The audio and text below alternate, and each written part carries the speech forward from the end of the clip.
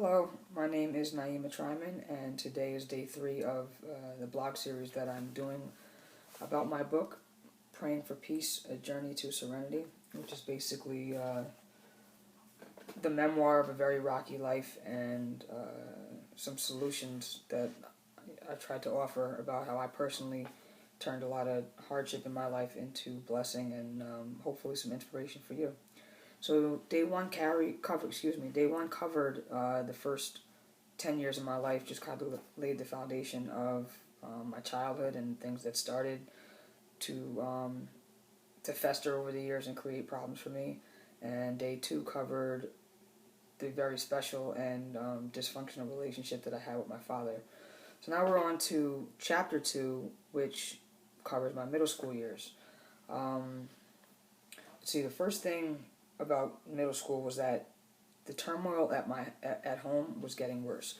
So my parents were fighting a lot. My brother and my father were fighting a lot. My brother, who's 10 years older than me, was in and out of the house a lot, and there was a lot of turmoil. And home was not really a safe place. It wasn't a comfortable place, and it manifested. What I was dealing with at home manifested itself in my schoolwork. For a smart kid, I started having a really hard time in school because I couldn't concentrate. To make matters worse, I also had a lot of social anxiety. I had Montclair, which is the town that I'm from, has magnet schools. So there's five elementary schools, I think, and each one of them kind of specializes in something.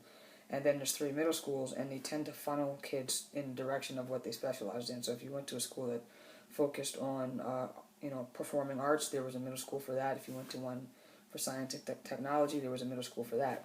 My elementary school was more of a science and technology school, but my father was teaching middle school at a performing arts school, and that's where I ended up going to middle school. So after overcoming, my own social anxieties as a kid, I had to kind of reacclimate myself with a bunch of kids that I didn't know in middle school, and I had a bunch of anxiety. I never really got beat up.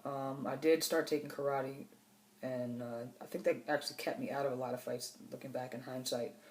But I did get picked on. I did get, cracked on or, teased, and it was pretty merciless, and it affected my self-esteem. So when I had to switch to middle school and I had to look at the idea of being bused. Up until that point, I had been walking to school. My elementary school was closer, and my sisters and I would walk. So I could either get up an hour early before school and go to school with my father, or I could face my social issues and take the bus. And as much as me and my father had a really complicated relationship, I didn't think he bothered me too much at school, and I did not want to take the bus with a bunch of kids I didn't know. So I didn't take the bus once in middle school. So I would get up early, and I went to school with my father, and I passed the time watching Ku Klux Klan documentaries, Eyes on the Prize. My father was very, very, as I mentioned in my last blog, very pro-black, and he needed to make sure that everybody around us knew that we were black. And so a lot of the stuff that he had in school, he was a black history teacher also, so a lot of stuff he had in school was along those lines. So I would just kind of hang out with him in the morning, and then I would go to school. And as my grades started to slip, because things were so turbulent at home, his solution was incentive. He was going to give me $50 per A. And long story short, he lied about that like everything else. And after a semester or two of that, I kind of just threw my hands up, and school was never a fun place for me. It wasn't about learning. It was just something that I had to do, and I didn't like it. I didn't like having to change my clothes for gym. We didn't have to do that in elementary school, so I had to take my clothes off in the locker room, and I was very uncomfortable there. I felt, it made me the butt of just more jokes because, people called me a boy. They, told me I was in the wrong locker room and stuff like that. So middle school was definitely harrowing for me. And during that time, I had 3 main outlets. One was, again, I just mentioned that I joined karate, and I loved karate. I had been in another school that had moved to a new location and in a neighborhood that wasn't so great. So I had to find a new school. Found a new school right in Montclair. It was a really good school too, called the Shaquille School of Martial Arts by a world-renowned martial artist named Kevin Thompson. And I dove in. I went there 4 days a week. I was the first one at the karate school. Sometimes I would be there before he got there. And I would stay even an hour after class because of how much I didn't want to be home. And I was also pretty good at it. I loved martial arts. And because I spent so much time there, I had a special relationship with the instructor who we called Asatita.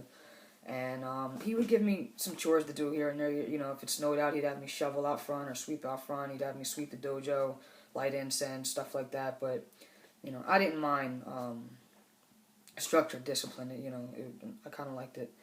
So karate was one major outlet for me. I spent a lot of time there, and I was good. The second was my godparents. I was christened when I was 9, kind of late in life, were baptized, and I've always felt like I got the best set of godparents out of all of me and my siblings, and I would go there a lot. I would spend the weekends with them when I wasn't sleeping over with one of the kids from karate school. At the karate school, there were only 3 or 4 girls in my class. You know, it was there were a lot of boys there. And so we kind of banded together on the weekends. A lot of times we would hang out at one of the 3 girls' houses and have a sleepover. It wasn't usually at my house. It was usually at one of 2 other girls' houses. But then when I wasn't there, I spent the weekend with my godparents. And again, you know, they just let me. It was just peaceful. You know, it wasn't a ton to do. They didn't have any kids my age, so it wasn't like I was going over there running around. It was peace, and that was what I sought in my life more than anything, was just some kind of serenity. And the third outlet were 2 women that worked at the school. One's name was Mrs. Springfield. She was my social studies teacher. And she didn't do anything, you know, like in particular to help me with my grades. But she did talk to me. She did try and understand a little bit about what was going on. And, you know, being that I didn't take the bus, a lot of times I would hang around after school. And if my father had some kind of faculty meeting that she didn't have to go to, I would hang out with her. And if she had to go too, there was a secretary there named Miss Lance, and Miss Lance was about 25, and she was just really nice. She'd give me money to go across the street and get snacks, and you know, I could hang out with her when my father was in meetings. And so they were, you know, they were resources in 2 different ways. Miss Lance was just kind of like really cool to hang out with and just really, really nice. And Mrs. Springfield would listen to me and let me cry to her and was very sympathetic. And I believe even went and made some pleas to my father on my behalf. So I struggled my way through middle school. As things continued to get worse at home, my grades got worse, and my father finally did away with the whole idea of incentive. I wasn't responding to it anyway because he told a bunch of lies, but that's neither here nor there. That's pretty much how middle school went.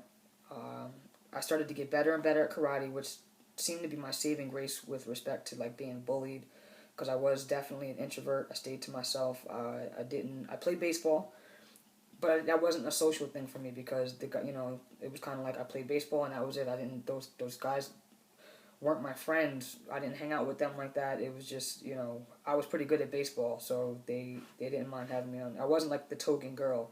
I was playing on traveling teams, and I was pretty good. I went on to play in high school a little bit. So anyway, middle school was pretty rough, and to make matters worse, this was the hardest part, I guess, about all of it. I had to deal with drama at home and then trauma in the streets. And for a kid from the suburbs, it wasn't something that I was prepared to handle. So it started off my 6th grade year. I was in school with my father before class, waiting for the bell to ring to go to class.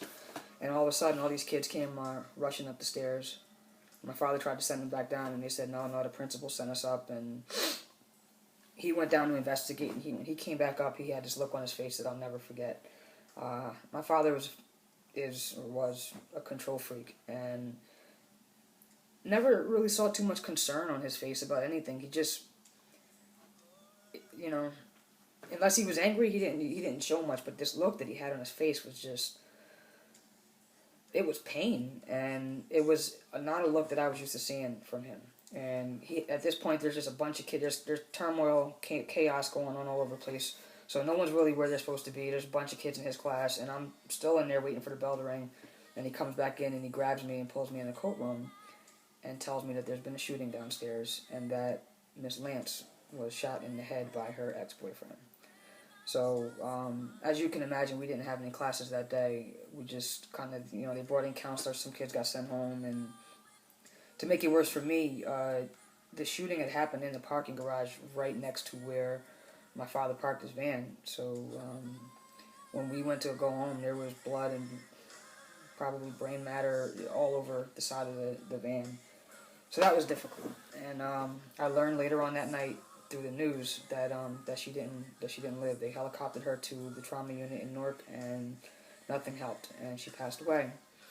And that was devastating. I mean, I was 11, she was 25, and at the time I didn't even understand how young 25 is, But I mean, her funeral was massive and heart-wrenching. I'd never seen anything like that before because I wasn't allowed, when my cousin Terry was murdered when I was 6 and she was 20, but I wasn't allowed to go to that funeral, so this was overwhelming. So I got through that somehow, made it to the end of the school year, and only 9 months later, tragedy hit again. I was at home and my father called me downstairs and my mother was crying, and they told me that my god sister Bunny was murdered in a carjacking. So this was, my godparents. My godparents both had parents from children from former marriages, but none together. So this was my godmother's only biological daughter, only biological child that was murdered in a carjacking. And she was about 21, I believe, 21 or 22. So I had to go deal with that, and that was 2 within a year. And then a year later, right after I graduated from middle school, the mother of 2 kids that I went to karate school with, one of whom was a girl, one of the girl in my circle, a girl in that circle of girls that I used to spend the night with all the time, and her mother was carjacked while she was food shopping and murdered and left. Her body was found on the side of the Garden State Parkway. So that was 3 murders in my life within a span of 26 months, while I was already dealing with tremendous turmoil at home, identity issues, definitely ensuing depression. Things were getting bad. I didn't know how bad they were getting, and I didn't know how much worse they could possibly get. But my life just hit the skids in so many ways in middle school. Sometimes it amazes me that I even got out of middle school. And there's not much of a lesson. As I tell my story during the series, I'm going to try and have a lesson kind of along the way from that period of time in my life. There's not much of a good lesson to middle school. Things got darker and they got harder, and if there's any lesson from that, it's just that sometimes it doesn't seem like there's any way out, but I'm still here, and happy at that somehow. Things do get better even when it doesn't seem like you can figure out any way for that to happen. It's not for you to figure out to happen. And sometimes, there's a plan being laid that you couldn't have conceived in your wildest dreams. I know that's the story from my life. So stay tuned. It gets worse before it gets better. Take care.